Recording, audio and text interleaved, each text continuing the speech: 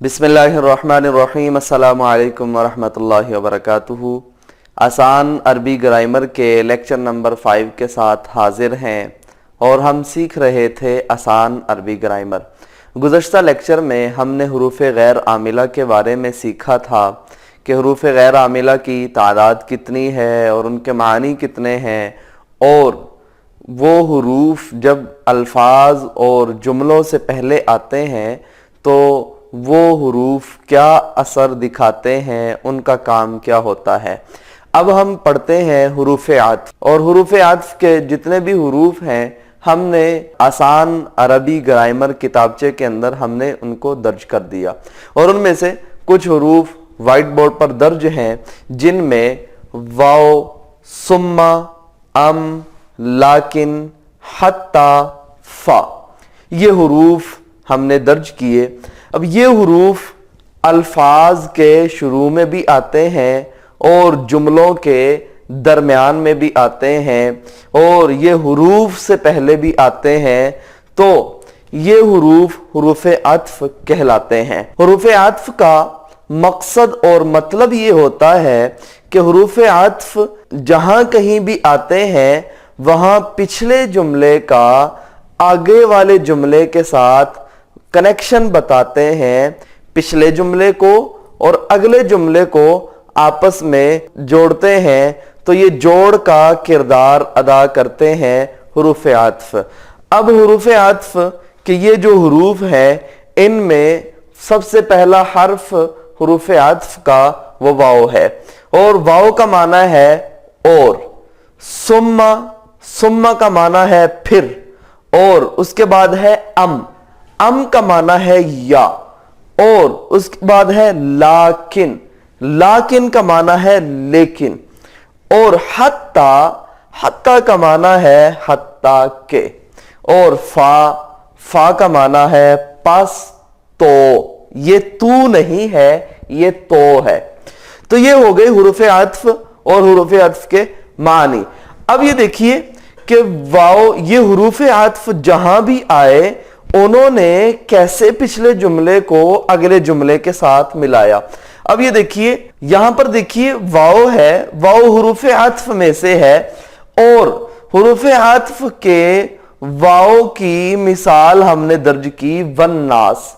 अब वन्नास से पहले जो लफ्ज कुरान करीम की सूरत नास में आया है वो जिन्ना है, यानी जिन्ना का माना होता है जिन्नात। तो अल्लाह ताला ने सूरत नास की आखिरी आयत में इरशाद फरमाया मिनल जिन्नति वन्नास। तो अब ये देखिए कि वाओ जो यहां पर आया है ये अन्नास को वाओ के जरिए जिन्ना के साथ मिलाने के लिए ये वाओ का लफ्ज इस्तेमाल हुआ, तभी जाकर ये माना बना कि जिन्नों में से और इंसानों में से, जिन्नों में से और इंसानों में से।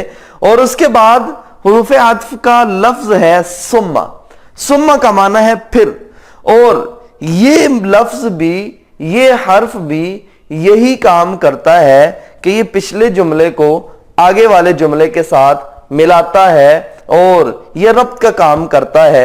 जैसे अब देखिए सुम्मा ला तुसअलुन्ना, अब अल्लाह ताला ने पीछे कोई बात जिक्र की और उसके बाद फरमाया फिर अलबत्ता तुसअलुन्ना, तुमसे सवाल किया जाएगा। ये जो फिर का लफ्ज है, ये फिर ये बता रहा है कि इस लफ्ज का पिछले अल्फाज और जुमलों के साथ ताल्लुक और कनेक्शन है, तभी जाकर अल्लाह फरमा रहे हैं कि फिर अलबत्ता तुमसे सवाल किया जाएगा। जैसे हम उर्दू में ये लफ्ज इस्तेमाल करते हैं कि आप ये करें, ये करें और फिर ये करें, यानी ये फिर के जरिए वो जो फिर के बाद वाला जुमला होता है उनको ये करें के साथ मिलाया जाता है। इसी तरह अल्लाह ताला ने भी सुम्मा के जरिए तुसअलुन्ना को सुम्मा से पहले वाले जुमलों के साथ मिलाया है। उसके बाद अम है, अम का माना है या। अब अम जो है ये भी हुरूफ आत्फ में से है। हम उर्दू में, पंजाबी में बोलते हैं کہ آپ یہ کر لیں یا یہ کر لیں. اس جملے میں یہ جو یا کا لفظ آتا ہے یہ بتا رہا ہوتا ہے کہ مجھ سے پہلے اور بعد والے جملوں کا ایک ہی جملے کے ساتھ ایک ہی کلام کے ساتھ کنیکشن ہے. ایسا نہیں ہے کہ یا سے پہلے والا کلام کسی اور کا ہے یا کے بعد والا کلام کسی اور کا ہے, یا سے پہلے والی بات کوئی اور ہے یا کے بعد والی بات کوئی اور ہے. تو اللہ تعالیٰ بھی یہ فرما رہے ہیں ام یا لم نہیں تنذر آپ ڈرائیں. فرمایا حضور صلی اللہ علیہ وسلم سے کہا جا رہا ہے کہ آپ ان کافروں کو ڈرائیں یا نہ ڈرائیں یہ ایمان نہیں لائیں گے, کیونکہ وہ ضد اور ہٹ درمی پر اٹک گئے اڑ گئے. تو اللہ تعالیٰ نے فرمایا ام لم تنذرہم, اس سے پہلے جملہ ہے انذرتہم ام لم تنذرہم, آپ ڈرائیں ان کو یا نہ ڈرائیں وہ ایمان نہیں لائیں گے. تو ام کا تعلق ام نے بتایا کہ لم تنذر کا تعلق پچھلے والے جملے کے ساتھ ہے. اسی طرح لاکن کا معنی ہے لیکن, یہ اردو میں بھی استعمال ہوتا ہے لیکن, اور لاکن لا تعلمون لیکن تم نہیں جانتے. اردو میں بھی استعمال ہوتا ہے کہ ہم نے ایسا کیا لیکن ایسا نہیں کر سکے. یہ جو لیکن آیا اس نے لیکن کے بعد والے جملے کو الفاظ کو لیکن سے پہلے والے الفاظ کے ساتھ جوڑ دیا. اس کے بعد ہے حتیٰ کا معنی ہے حتیٰ کہ یہاں تک کہ, اور حتیٰ زرتم یہ اس کی مثال ہے, معنی ہے یہاں تک کہ تم زیارت کر لو. اللہ تعالیٰ نے حتیٰ کے ذریعے زرتم کا تعلق پچھلے جملے کے ساتھ بتایا, اور پچھلا جملہ کیا تھا الہاکم التکاثر.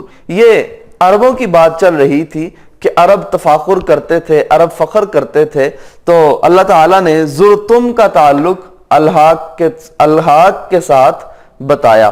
فرمایا اور اس کے بعد فا ہے, فا کا معنی ہے پس, تو, اور اس کی مثال ہے فکبر. تو اس کا معنی بن گیا تو آپ بڑائی بیان کریں, پس آپ بڑائی بیان کریں, یعنی اللہ تعالیٰ کی بڑائی بیان کریں. تو یہ حروف عطف ہیں اور حروف عطف کی مثالیں اور معانی ہمارے سامنے آ گئے. اور اب حروف عطف کے یہ الفاظ وائٹ بورڈ پر جو نظر آ رہے ہیں او, بل, اما, لا, یہ الفاظ بھی حروف عطف کے ہیں, اور ان میں سے ہر ایک کا معنی اس کے سامنے درج ہے.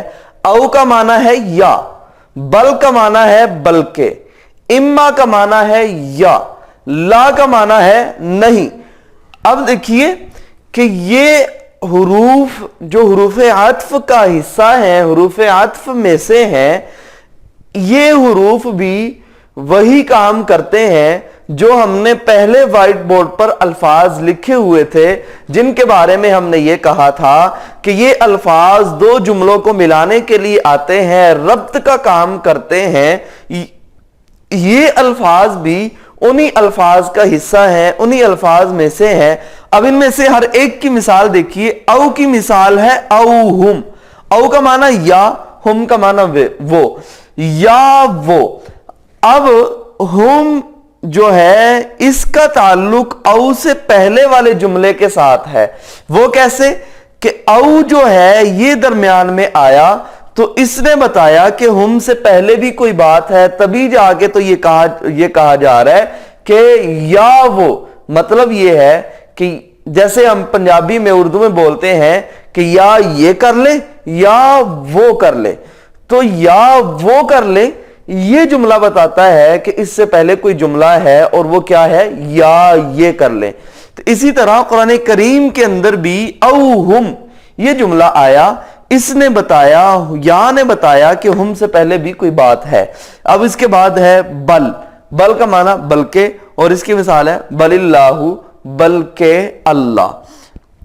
اب یہاں پر یہ سمجھ لیں کہ اب ہم نے جو حروف عطف کے اندر پڑھا وہ بل پڑھا, بل با کے اوپر زبر لام ساکن, اور قرآن کریم کی جو مثال دی جا رہی ہے اس میں با کے اوپر زبر ہے, لام کے نیچے زیر ہے. یہ بات ذہن میں رکھیے گا کہ جب کسی حرف کو ذکر کیا جائے گا اور حرف کا آخری حرف ساکن ہو تو اس حرف کے اوپر زیر، اس حرف کے نیچے زیر بھی آ سکتی ہے، زبر بھی آ سکتی ہے، لیکن موقع مناسبت کے لحاظ سے اب یہاں پر لام ساکن تھا، لام کے نیچے زیر آ گئی موقع کے لحاظ سے، اور پہلے تھا بل اللہ تو بن گیا بل اللہ۔